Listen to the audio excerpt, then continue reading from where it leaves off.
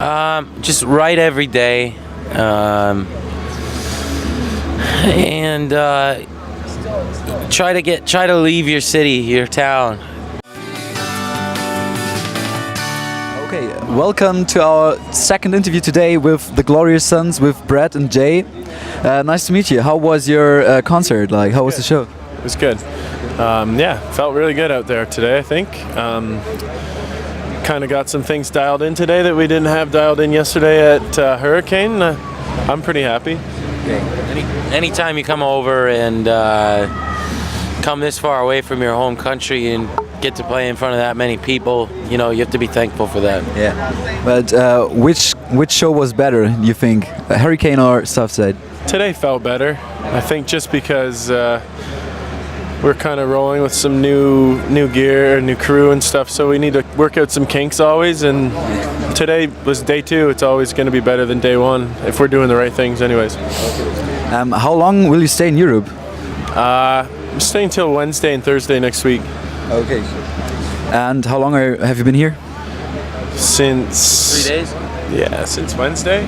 Yeah. Okay, so short trip to Yeah. Europe, but you will play for the Rolling Stones. You will open for the Rolling Stones at Tuesday. Yeah. How excited on a scale from 1 to 10 are you? I think somewhere in my soul I'm 10 right now. We kind of just got to get there. We've got another 9-hour drive tomorrow and a bunch of stupid vans, which sucks.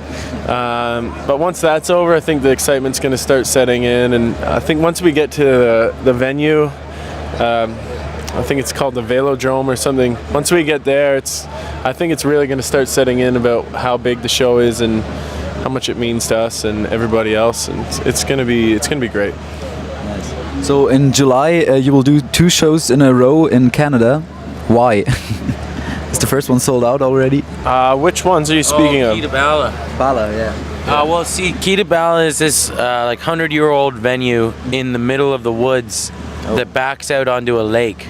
So we used to just go up there and play one, but we sold the first one out so fast that we decided to put another one up and kind of extend our vacation. I mean, you can get off stage, walk down to the dock off of the venue and jump right in the water when you're finished. So it's a beautiful venue with so much history, and you know, you kind of just want to extend your time and play there as much as possible, really. Nice. So what is the best concert you ever played, or what was the nicest venue, the best venue, and yeah, what was the best feeling with what concert? It becomes hard to judge those things. I mean, you might be able to narrow it down to best concert of a certain tour, even the best 2 of a tour, but it's after a while you kind of play week by week and maybe, like, you know, the best one we played recently was a little club in Australia, in Sydney. We'd kind of had some tough luck, and it was our first headliner in Australia, and no one at the club had even seen us before, and we kind of just went out and won the audience over, and it kind of gave us some faith to that this is what we're supposed to be doing, you know. It comes in strange moments. It's not always the biggest concerts or like the most hype. Sometimes it's the smallest ones that remind you of why you do this. Nice.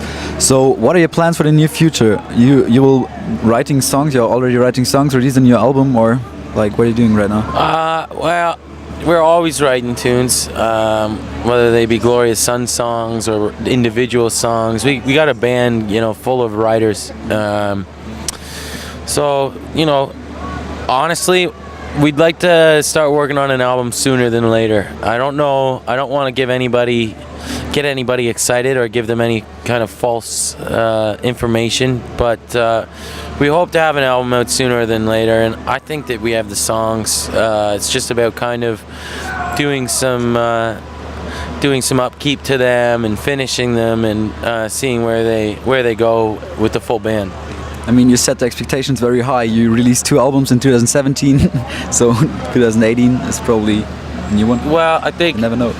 I think that we took a long time to kind of try to make like the perfect album for ourselves on this last album. I think this next go is kind of more about, you know, just kind of believing in the songs and putting them out and not being too precious with anything, you know.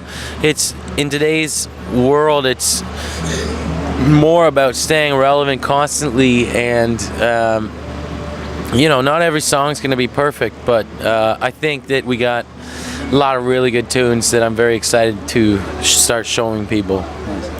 You told me that you're a band full of writers. Like, how is your songwriting process looking? Like, how do you write your songs? Well, it's changed over the years. We used to do a lot of, jamming in the band room, kind of throwing spaghetti at the wall and seeing what sticks. And that was, that served a very, very distinct purpose in our lives at that time. But after touring so much, getting back in the band room and trying to make sense of, melodies and songs, it just didn't go very smoothly because we were constantly playing music and we'd be on the road 2/3 of the year. So the last thing we wanted to do was get back in the jam room and play extremely loud music to one another. I think initially what we did, what Brett was speaking of, is like getting it all together in one room and just playing. It helped us learn how to play with each other, and I think it really helped us become who we are as a live identity. But I think we outgrew that when we started touring, and writing now kind of means something else, and it's a different process. I mean, I don't think you'll see us spend too much time. Like when we initially wrote The Union, it was all hours and hours and months of just making noise in a room, and now none of us have the tolerance for that. That was when it was fresh and new, and we were all just getting to know each other. We just get a case of. We only ever had one tour at that point. We only ever toured our country once. We hadn't been anywhere else. Now we live our lives on the road. That was a night out for us. Yeah. Get a case of beer, go to the band room and play some rock and roll. But now, we've lived it enough that we want it to be a little bit more efficient than that. Nice to know. Every time interesting. So yeah, we from Mammuth Music, we are supporting newcomer artists. Like, do you have any advice for them? Just write every day,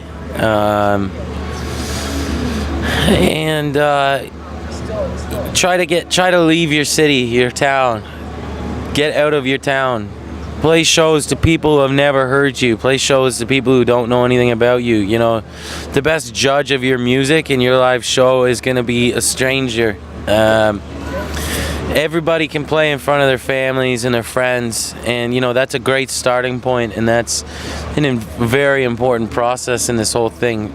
But you have to get out of your city and win people over, win strangers over. And like I said, just fall in love with the process of what you're doing. Write music, work on your songs, try to impress yourself every day and try to get better, and don't lose the mystery behind what you're doing. I see so many people, and I've had musicians tell me this, older musicians, is once they figure out everything and exactly what they're doing on their instruments and what they're doing at all times, they kind of lose that whole, they lose the ability to surprise themselves in the mystery of their instrument, and just falling on a mistake. Sometimes a mistake is the best thing you can do when you're writing a song. That's how great, unique things come about.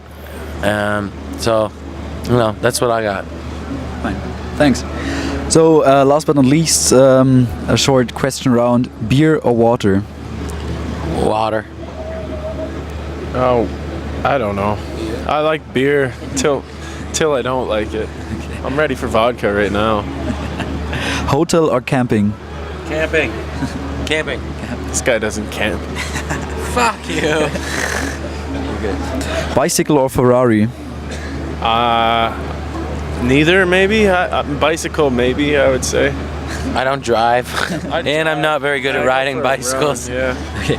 The last one: festival or club concert? Club concert every time. To watch? No, to play. Oh. I don't know. Different. They're both kind of like they both have their ups and downs. Like a good small club show sometimes is one of the greatest things you'll ever play. But festival, a huge festival in front of 20,000 people, you can't really beat that. Yeah. Okay, fine. So thanks for the interview, and have a nice show for Rolling Stones. Thanks, man. Thank you very much. Thank you. Thanks, man. Thanks.